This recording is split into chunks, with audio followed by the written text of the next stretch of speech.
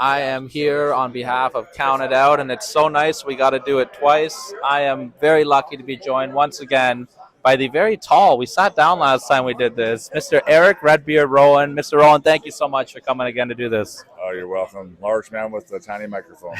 That's it, eh? So I want to be really quick here. I know that you're a busy man. I want to talk a little bit about some cool things you've done in your career. And, recently we just had the Survivor Series happen. You were actually part of one of what many consider the greatest Survivor Series match of all time, Team Cena versus Team Authority.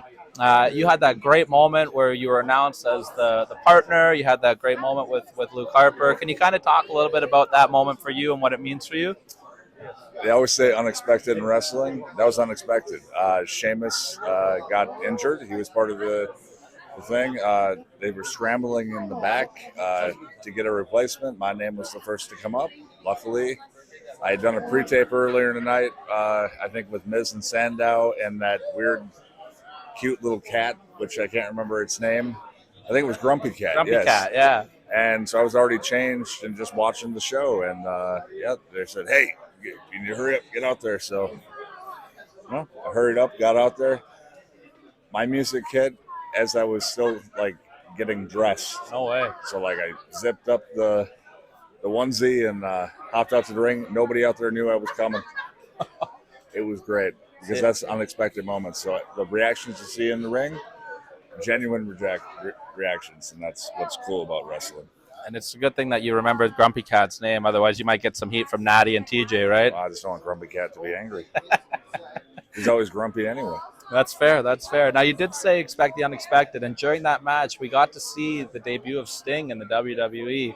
How tight-lipped was that for you guys involved? Were they kind of keeping that from you guys, or was it kind of like, hey, Sting's coming out? Oh, we all knew he was coming out, but, why ruin the surprise for people? That's the whole point. You shouldn't have to lock somebody away. Wrestlers shouldn't have to be afraid of, a surprise being spoiled. If you want to just be quiet about it, don't tell anybody. But nowadays, everybody's got a phone. Oh, I saw him backstage. It's just it ruins the surprise. But, yeah, we knew he was there. Absolutely. Speaking of surprises, now, obviously, I don't want anything ruined, but the Royal Rumble is coming up. Any interest on your end of maybe taking a phone call if they reach out to you and being a part of the Royal Rumble this year? No comment. I love that. How about we get a comment on one of my favorite moments of your entire career, and that was at WrestleMania 30 with you and the Wyatt family, and just this incredible entrance that you guys had. The live band was playing, the voodoo dancers. You guys got to get in there with Cena. What was that like for you? I believe that was your first WrestleMania, correct? Actually, my first WrestleMania was 29. I was part of Undertaker's entrance. Luke Harper was part of it as well as a bunch of other guys from FCW. We were these morph suits. We were druids. We were the hands moving around when he walked out. I think he fought. I don't remember who he fought. I think it was Punk that night. But nonetheless, it was an awesome experience. The entrance wearing the mask is always cool with me because I can smile and look around and nobody really notices. So I can take in a little bit more than some of the other guys that have to have this straight-looking face like they're ready for action. That's definitely, I think, when people talk about great WrestleMania entrances, that's the first one that pops to my mind for sure. The last question I want to ask you here, WrestleMania season is coming upon us. There's been a lot of talk and a lot of push on the online community, getting the Wyatt family into the Hall of Fame this year. Is that something that's kind of been in the back of your mind, or you just kind of going with the flow and whatever happens, happens? No, I'm always surprised. And when I feel the faction touch people's lives, I've seen how John's impacted people's lives. I see how Wyndham's impacted people's lives. So just for people to say it, it's humbling to know that they made such a lasting impact on people. Absolutely.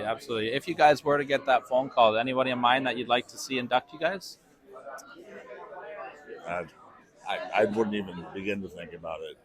It's so soon since everything with the passings, and to even think about something like that, it's just ridiculous to me. But I'm holding a tiny microphone talking to you about this. I feel ridiculous in that sense as well. So it's just not something that really crossed my mind. Absolutely. Well, I just want to thank you again for your time. The last question I want to ask you, and I like to end all interviews like this. When you look back at everything that you've done in your career, some great moments, either in front of the camera or behind the scenes, what's something that you just sit back and it just makes you smile to think about? Uh, just the times me and John spent, tagging together, and even with Wyndham and the six match we would do, and the live events, and just ribbing each other and having fun when the days seem to go on and on and on and on. Those are the memories I'll never forget.